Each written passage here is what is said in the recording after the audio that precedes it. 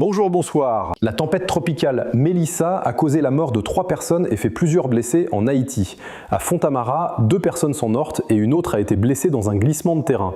Un septuagénaire est décédé à Marigot après la chute d'un arbre.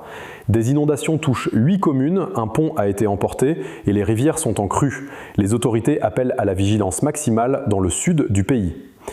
À Montréal, l'organisation Dimension Femmes a été officiellement lancée pour soutenir les jeunes femmes afrodescendantes. La présidente Jenny Mathieu appelle à créer des ponts entre générations et à offrir un espace pour rêver grand. À Port-au-Prince, le gouvernement a publié le décret budgétaire pour 2025 à 2026 d'un montant de 345 milliards de gourdes. L'éducation, la justice et la sécurité reçoivent les plus gros budgets. Le financement repose en grande partie sur les recettes fiscales et l'aide internationale, notamment du Canada.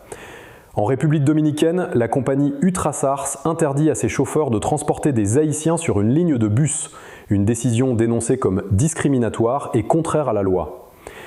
À l'international, le président brésilien Lula a reçu un doctorat honorifique en Malaisie lors du sommet de l'ASEAN. Il appelle à renforcer l'éducation et les liens entre pays du Sud. Et enfin, dans un classico intense, le Real Madrid s'est imposé 2-1 contre le FC Barcelone avec des buts de Mbappé et Bellingham, consolidant sa place en tête de la Liga. Merci d'avoir été des nôtres, restez connectés à Juno 7 pour la suite de notre programmation.